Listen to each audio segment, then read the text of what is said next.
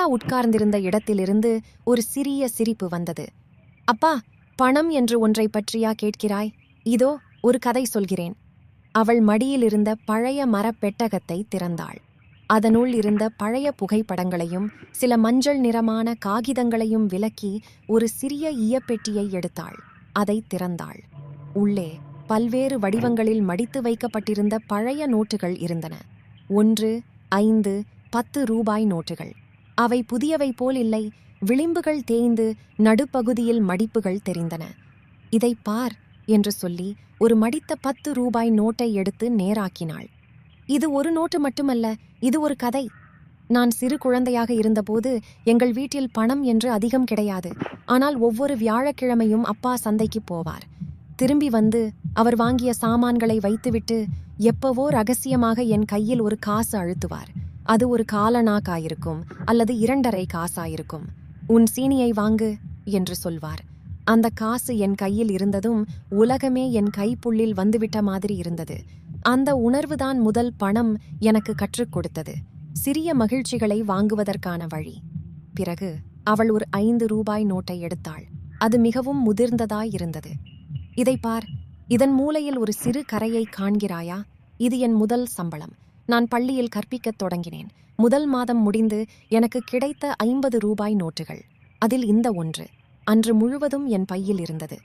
வீட்டிற்கு வந்து அப்பாவின் கால்களை தொட்டு வணங்கி அதை அவர் கையில் கொடுத்தேன்.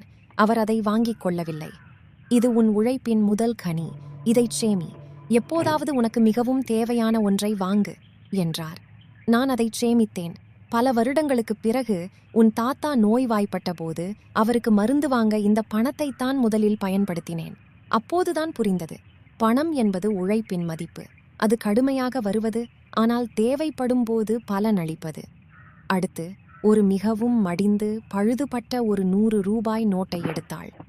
இது ஒரு கடன். ஒரு கோடை காலம், மழையில்லாமல் வறட்சி, வயலில் எதுவும் விளையவில்லை. கடன் வாங்கியதை திருப்பித் தர முடியவில்லை. ஒரு நாள் வீட்டு வாசலில் நின்ற ஒருவர், நமக்கு வேண்டிய ஒருவர், என் கையில் இந்த நோட்டை அழுத்தினார். இப்போது தேவைப்படுகிறாய், பிறகு சமயம் வரும்போது திருப்பித் தரலாம் என்று மட்டும் சொன்னார். அவர் கண்களில் இரக்கம் இருந்தது, அபகட்சம் இல்லை. அந்த 100 ரூபாயால் வாரம் முழுவதும் உணவு வாங்கினோம். அந்த பணம் எனக்கு கற்றுக் கொடுத்த பாடம். பணம் என்றால் அதிகாரம் அல்ல, பொறுப்பு. உன் கையில் இருக்கும் பணம் மற்றவர்களுக்கு உதவுவதற்கான ஒரு கருவி. கடைசியாக அவள் பெட்டகத்தின் அடியில் இருந்து ஒரு பழைய மொட்டையான 1 ரூபாய் நாணயத்தை எடுத்தாள். அது மிக பழமையானது. இதுவோ என் திருமணத்தன்று என் அம்மா என் கையில் அழுத்தினாள். இது உன் வீட்டின் அஸ்திவாரம், இதை எப்போதும் சேமி என்றாள். நான் அதைச் சேமித்தேன். நம் வீடு கட்டியபோது இந்த நாணயத்தை தளபாடத்தின் கீழ் புதைத்தோம்.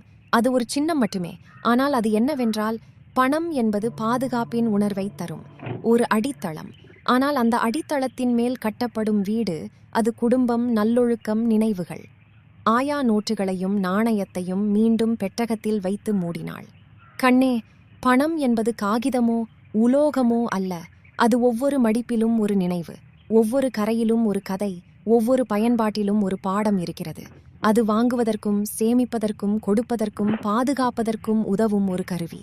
ஆனால் கருவி எப்போதும் கருவியாகவே இருக்க வேண்டும். கருவி பயன்படுத்துபவனை விட முக்கியமானதாகிவிட்டால் அப்பொழுது அது சுமையாக மாறிவிடும். அதனால்தான் நான் இந்த பெட்டகத்தை வைத்திருக்கிறேன். இது என் வங்கி. இங்கே சேமித்திருக்கும் பணத்தின் மதிப்பு அதன் முக மதிப்பை விட பல மடங்கு அதிகம். ஏனென்றால் இதில் என் வாழ்க்கையின் பாடங்கள் அடங்கியிருக்கின்றன. அவள் என் கன்னத்தை தொட்டாள். நீ வளரும்போது நீ பணம் சம்பாதிப்பாய்.